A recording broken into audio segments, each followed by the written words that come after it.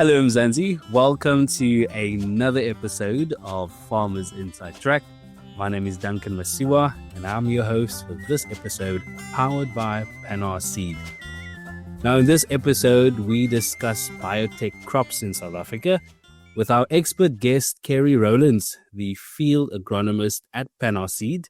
Now, with a wealth of experience and a passion for sustainable agriculture, Kerry provides a clear and insightful look into the world of genetically engineered crops and their role in modern farming. Some of the topics that we'll explore in this conversation is what biotech crops are and how they are created, the rigorous safety testing and regulatory processes for these crops, to the potential risks and challenges associated with biotech crops, that and so much more. Kerry, welcome to Farmers Inside Track. Thank you, Duncan. Of course, we're talking biotech crops in South Africa. I think maybe let's start at the beginning, an explanation of what biotech crops are or genetically engineered crops. Let's maybe start the conversation there.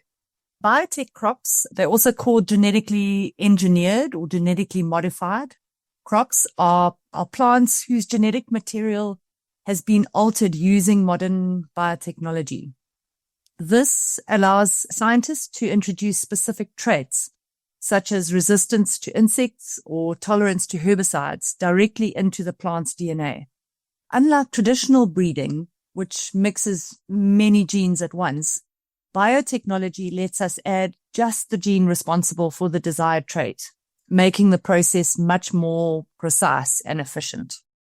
This topic gets me very excited, Kerry, when you look at the innovation that's happening within the agricultural sector and, this new world of possibilities that are opening up for farmers. Maybe tell us how biotech crops are created. Yes, Duncan, it's very exciting indeed. So creating biotech crops starts by identifying a desirable trait, such as insect resistance or herbicide tolerance. The scientists then isolate the gene that's responsible for that trait, often from a bacterium or another plant, and then use the genetic engineering tools to insert it into the crop's genome or DNA. The new plant is then grown in the lab. It's tested in greenhouses and field trials, and only those that express the trait well are considered for commercial use. Before reaching the farmers, these crops undergo rigorous safety assessments by the various regulatory authorities. So gene editing is one of the new breeding techniques that allows scientists to improve the characteristics of the living organisms, including plants, animals, and bacteria. The technologies used for gene editing do not insert new genes, but rather work like scissors, cutting the DNA in a specific location, then remove, add, or replace the existing DNA sequences where the cut was made. The most used technologies in gene editing include CRISPR, Cas9, and TALENs. Kerry, there's often a gap between scientific consensus on biotech crop safety and also public opinion around it, some people being concerned about safety issues.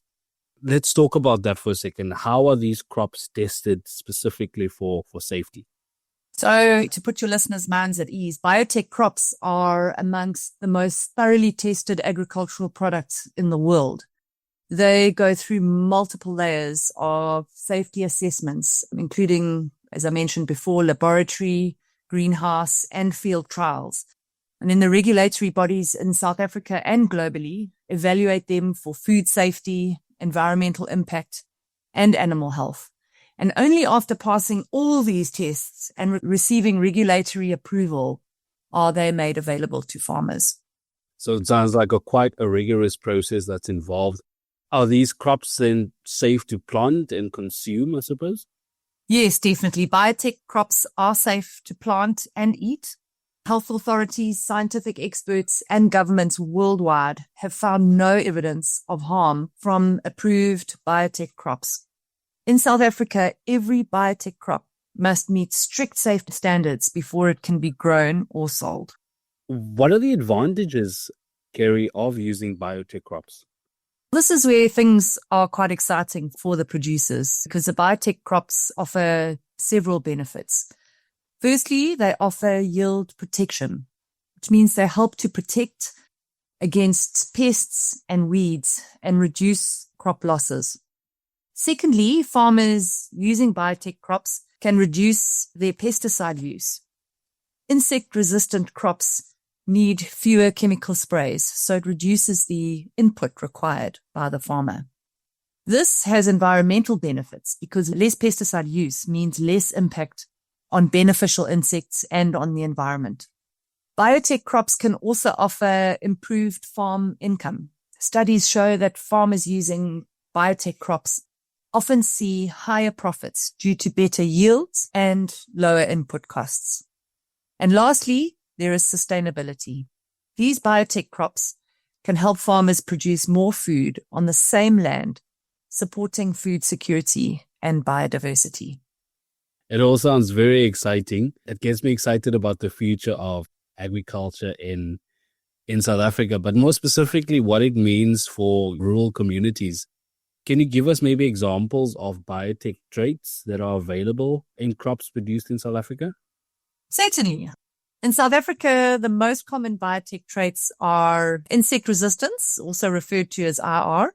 For example, maize, soybean, and cotton with Bt genes from the bacterium Bacillus thuringiensis produce proteins which are toxic to specific insect pests like the maize stalk borer and the African cotton bollworm. Secondly, there's herbicide tolerance, or HT.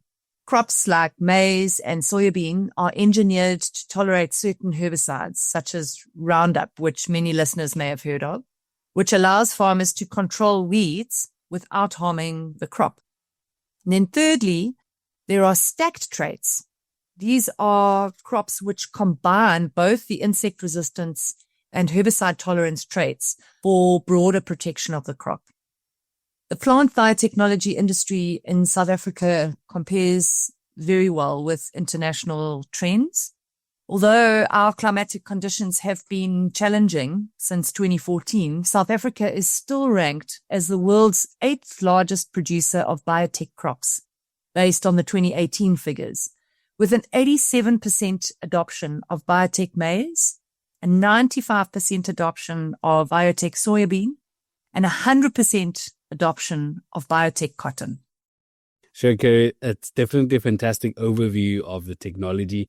I want to talk about something that goes hand in hand with these innovations, and that, of course, is responsibility.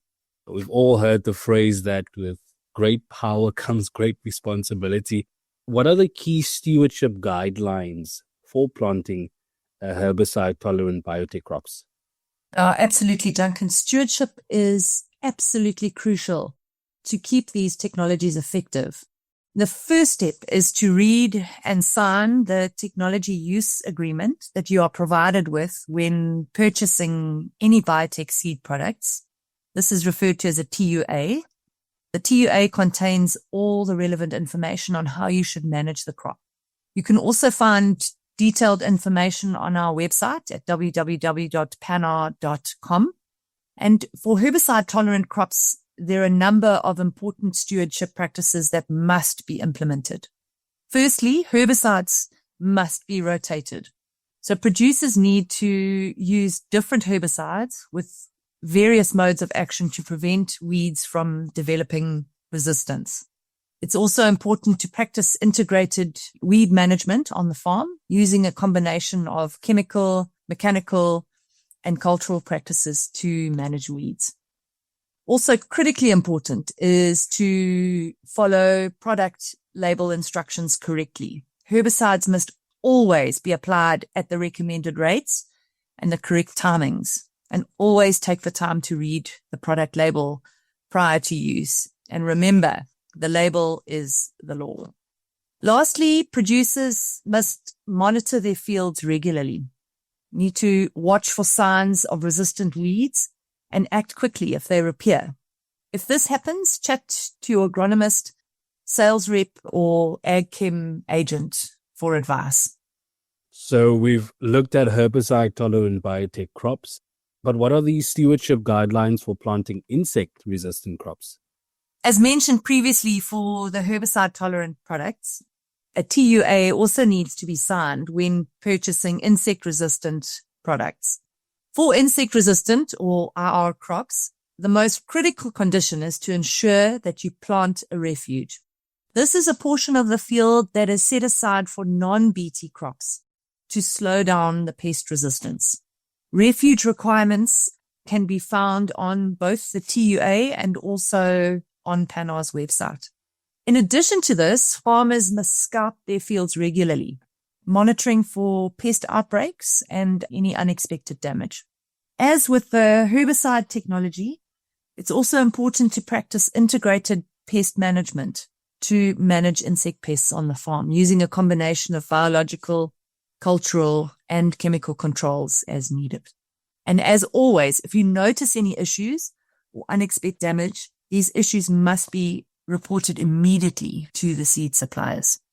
Fantastic. Kerry, it's also true that no new technology comes without its challenges or risks. Are there any risks or challenges with biotech crops? While biotech crops offer many benefits, there are, of course, some challenges, which include, firstly, is resistance development. The overuse of a single mode of action or protection measure can lead to resistant pests or weeds. So that needs to be managed carefully. The second big challenge is stewardship compliance, ensuring that farmers follow the guidelines to keep the tools effective.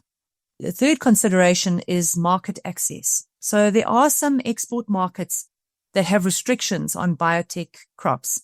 So it's important for producers to know their buyers' requirements. Kerry, you've given us an incredibly clear and detailed picture of where we are with biotech crops today, the science, the safety, the benefits, and of course, the risks as well. What is the future of biotech crops for South African farmers? The future is promising. Globally, new biotech traits are being developed for drought tolerance, improved nutrition, and resistance to more pests and diseases.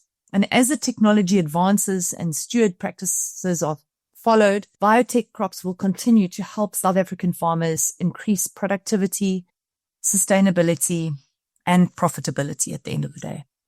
There you have it, Kerry Rowlands, field agronomist at Pannar Seed. You can, of course, read more on this topic by visiting www.foodformzansi.co.za. Remember to subscribe to our podcast on your favorite platform so you never miss any of the episodes. From me, Duncan Masiwa, our technical producer, Megan van der Vent, and the rest of #Team Food for Mzansi, thanks for listening.